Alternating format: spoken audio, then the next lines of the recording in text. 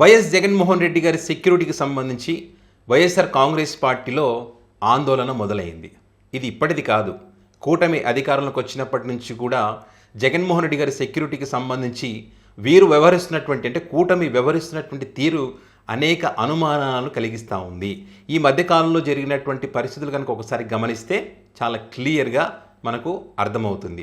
So ఈ నేపథ్యంలోని YSR Congress party మరి భద్రతకు సంబంధించి ఈ అన్ప్లాన్డ్ మార్పులకు సంబంధించి ఈ మార్పుల కారణంగా జగన్ గారికి పొంచి ఉన్నటువంటి ప్రమాదానికి సంబంధించి మరి కేంద్ర హోంశాఖకు అదేవిధంగా రాష్ట్ర ఇంటెలిజెన్స్కి ఒక లేఖ రాయడం జరిగింది. సో ఏమిటి ఇక్కడ విషయం అంటే, మొన్న ఏదైతే ఫిబ్రవరి 6వ తారీఖు జోగి రమేష్ గారి ఇంటికి వెళ్ళాలని జగన్మోహన్ రెడ్డి గారు ఒక టూర్ ప్లాన్ చేసుకొని ఉన్నారు. సో ఇక్కడ తాడేపల్లి నుంచి 27 కిలోమీటర్ల దూరంలో వీళ్ళ రూట్ మ్యాప్ ఉంది వైసీపీది. సో అలాంటి రూట్ మ్యాప్ను సడన్గా చేంజ్ చేసేసి 47 కిలోమీటర్ల ఒక రూట్ మ్యాప్ని జగన్ గారికి ఇవ్వడం జరిగింది. సో అయినప్పటికీ కూడా వైఎస్ఆర్ కాంగ్రెస్ పార్టీ వాళ్ళు మరి ఏ ఉద్దేశంతో ఇచ్చారో ఏందని చెప్పి ఆ రూట్ మ్యాప్ని వాళ్ళు అమలు చేసుకొని అదే వెళ్ళారు.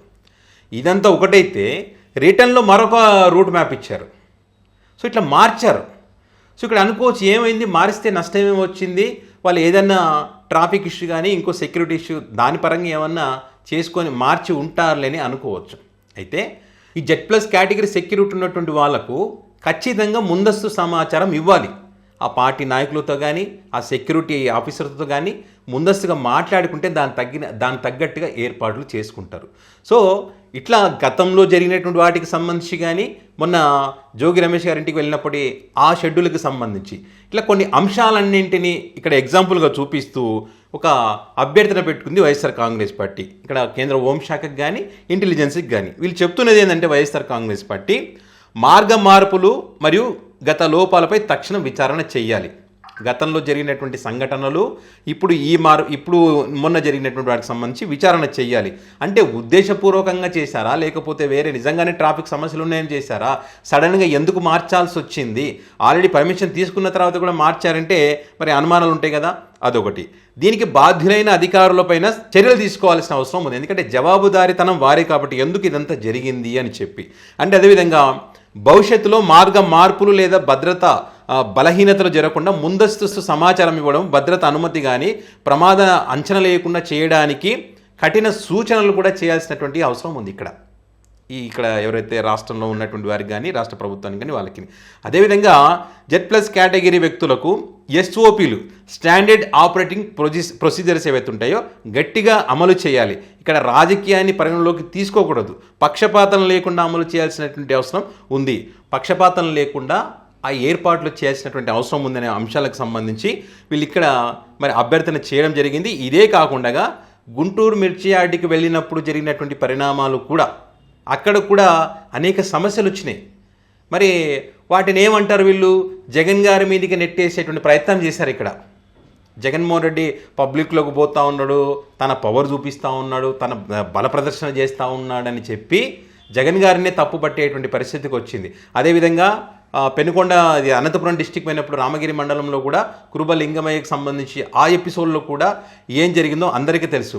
నిజంగా వీళ్ళు సెక్యూరిటీ ఉంటే ఆ హెలికాప్టర్ దగ్గరికి ఆ పబ్లిక్ ఎందుకు పోతారు, లేదు. సో ఇట్లా వీళ్ళు ఏంటంటే అక్కడ జగన్ గారిని మానసికంగా భయపెట్టాలి. ఈ సెక్యూరిటీ లోపాల కారణంగా భయపెట్టడం వల్ల ఏంటి, జగన్మోహన్ రెడ్డి పబ్లిక్లోకి రాడు. వాళ్ళకి కావాల్సింది ఏంటి, జగన్మోహన్ రెడ్డి పబ్లిక్లోకి వెళ్ళకూడదు, వెళితే వీళ్ళకి నష్టం. కాబట్టి మానసికంగా భయపెట్టేందుకు సెక్యూరిటీ లోపాలను సృష్టిస్తున్నారు. వైసీపీ క్యాడర్ కూడా భయపడుతూ ఉంది. ఎందుకు ఇట్లాంటి పరిస్థితులప్పుడు బయటికి రావడం ఎందుకు అనేటువంటి ఒక భయాందోళన వారిలో కూడా కలుగుతూ ఉంది. కానీ జగన్మోహన్ రెడ్డి గారు ప్రజా సమస్యలకు సంబంధించి ఏ ఇష్యూ ఉన్నా వీళ్ళు రూట్ మ్యాప్లు మార్చినా ఏం చేసినా కూడా కలవాలి కాబట్టి ప్రజా సమస్యల మీద పోరాటం చేసిన ఏకైక పార్టీ వైఎస్ఆర్ కాంగ్రెస్ పార్టీ ఆంధ్రప్రదేశ్లో. సో కాబట్టి కంపల్సరీ వెళ్ళాల్సిన అవసరం ఉంది. సో ఏం చేసినా కూడా జగన్ గారు భయపడకుండా వెళ్తున్నారనే ఉద్దేశంతో ఇట్లా మార్పులు చేయడము, సడన్గా రూట్ చేంజ్ చేయడము, మీకు అనుమతి లేదని చెప్పడము ఇట్లా చేస్తూ ఉన్నారు. ఇక బాధ్యత కలిగినటువంటి హోమ్ మినిస్టర్ గారు అయితే వంగలపూడి అనిత గారు అయితే జగన్ గారి రూటుకు సంబంధించి కానీ ఏం మాట్లాడతారు, ఆమె మాజీ ముఖ్యమంత్రిని పట్టుకొని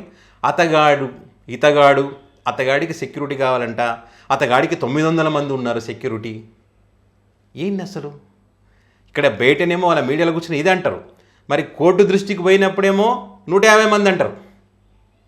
మరి ఈ 900 మంది లిస్ట్ అక్కడ ఇవ్వచ్చు కదా. 900 మంది ఉన్నా కూడా జగన్మోహన్ రెడ్డి గారు సెక్యూరిటీ లేదని చెప్పి మా ప్రభుత్వం పైన ఆరోపణలు చేస్తూ ఉన్నారు, ఇదిగోని ఆధారాలను చూపించవచ్చు కదా. మీరు సెక్యూరిటీ కల్పించడం లేదని చెప్పి జగన్ గారు సొంతంగా సెక్యూరిటీని ఏర్పాటు చేసుకున్నారు. మనకెంతమంది సెక్యూరిటీ ఉన్నారో చూసుకోవాలి కదా. ఇదే ఇప్పుడు Z+ కేటగిరీ ఉన్నటువంటి వ్యక్తులు చంద్రబాబు గారు, మరి చంద్రబాబు గారికి అయితే ఇదే రకంగా సడన్గా రూట్ మ్యాప్లు చేంజ్ చేస్తారా? లోకేష్ గారికి అదే రకంగా సడన్గా రూట్ మ్యాప్లు చేంజ్ చేస్తారా? పోయేటప్పుడు ఒకటి, వచ్చేటప్పుడు ఒకటి, మధ్యలో వెనక ఒకటి చెప్తారా? అట్లా పవన్ కళ్యాణ్ గారికి ఆ రకంగా చేస్తారా? అదే హోమ్ మినిస్టర్ గారైనా అదే రకంగా పోతారా? ట్రాఫిక్ సమస్యలు వస్తాయని పోగలుగుతారా? ఎవరు పోరు. కేవలం జగన్మోహన్ రెడ్డి టార్గెట్ కాబట్టే పోతా ఉన్నారు. సో ఇక్కడ వైసీపీ క్యాడర్ ఆందోళన అయితే ఉన్నమాట వాస్తవం జగన్ గారి భద్రతకు సంబంధించి. కాబట్టి వాళ్ళు కేంద్ర హోంశాఖకి అయితే మరి లేఖ రాయడం జరిగింది. అదేవిధంగా ఇంటెలిజెన్స్ కూడా లేఖ రాసింది. ఎందుకంటే ఖచ్చితంగా ఇంటెలిజెన్స్కి తెలుసు ఏం జరుగుతుంది ఏంటనే, దాని తగ్గట్టుగా సూచనలు వెలికిస్తే సెక్యూరిటీ బలంగా ఉంటుంది, భద్రత లోపాలు లేకుండా ఉండడానికి ఛాన్స్ ఉంటుంది. సో చూద్దాం మరి ఏం చేస్తారో. ఈ లేఖలకు స్పందిస్తారా, లేకపోతే పాత పద్ధతిలోనే అతగాడికి సెక్యూరిటీ అవసరం అని మాట్లాడతారా అనేది చూడాల్సింది.